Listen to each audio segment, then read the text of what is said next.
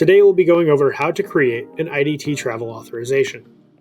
We'll first start by clicking Create New Document and selecting Routine TDY Trip. On this screen, make sure that your profile information is correct, and then Continue.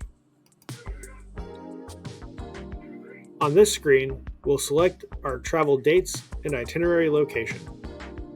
For this example, I'll be using the 3rd through the 5th of November. My location, I'm going to select Duke Field.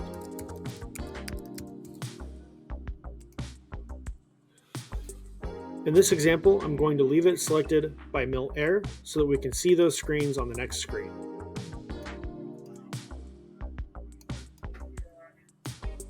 At the bottom, we're going to leave it Temporary Duty Travel, and for purpose, we're going to select Training, and in the selection, we're going to input IDT-R Travel, and Continue.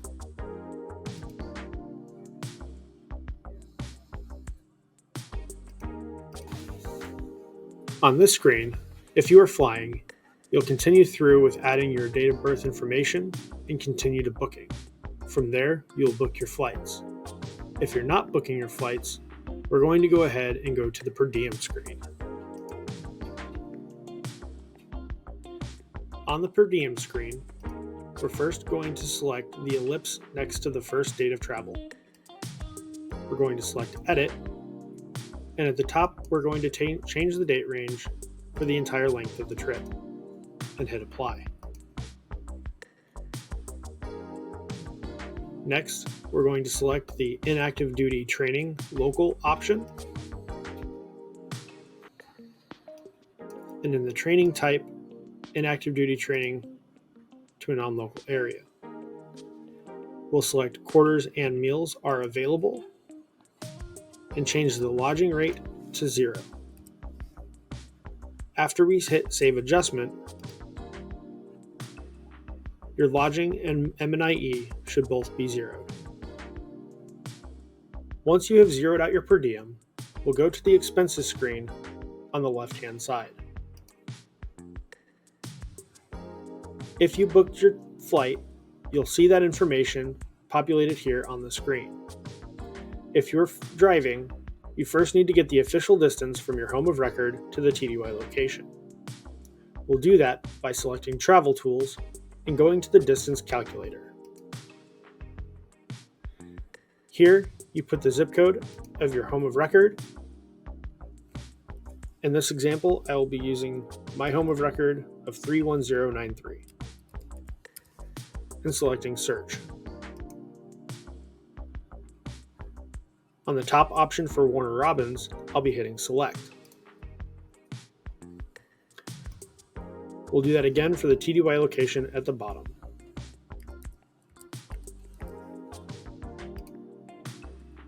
In this example, we're using Duke Field, so I will hit Select next to that option. When we select Calculate Distance, we'll see that the official distance is 345 miles. Now we'll return to the authorization. Now that we're back on the expenses screen, I'm going to add a new expense. In the drop-down, I'm going to select Mileage Expense, and at the bottom of the list, I'll be selecting Private Vehicle, Government Authorized and Available. Here, we will enter the 345 miles and hit Add. We will follow those same steps for the return trip. So we'll go Add, Mileage Expense, Private Vehicle, Government Authorized and Available, and we'll change the expense date to the 5th of November. We'll add the 345 miles and select Add. This is the same screen that you will add any additional expenses that you incur. On the voucher, this is where you'll add the expenses for any meals that you had on the trip. Next, we will add the line of accounting. On the left-hand side, we'll select the accounting option. From here, we'll go to Add LOA. Your LOA should be selected from the very top option in the list. We will scroll down until we find IDT, and in this case I am enlisted, so I will select the IDT enlisted IH. If you are an officer, you'll select officer.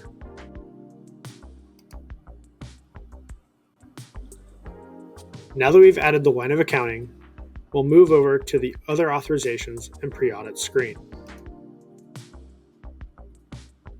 On this screen, you'll have to add any justifications for things that are flagged. Since we are not booking our lodging through DTS because we'll be doing it through the base, we'll have to add a reason code for both sections, the available DoD lodging not used and the lodging not used. In both cases, we will be selecting L5 military lodging. We'll add a justification and indicate that the lodging is paid by the base.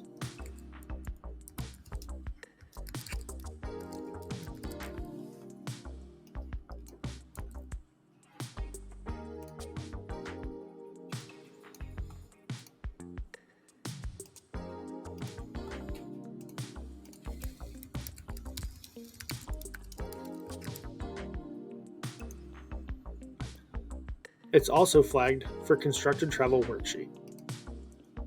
If you are traveling more than 400 miles, a constructed travel worksheet will need to be completed and attached as a supporting document.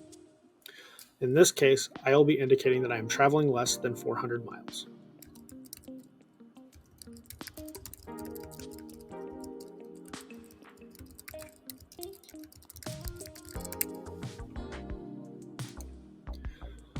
Once you've answered all of the pre-audits, we'll scroll down and we'll hit continue.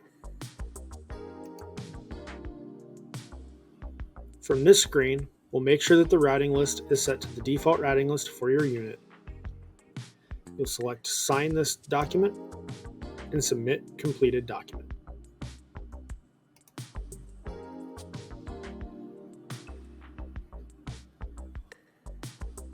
Congratulations, we've now completed our IDT travel authorization.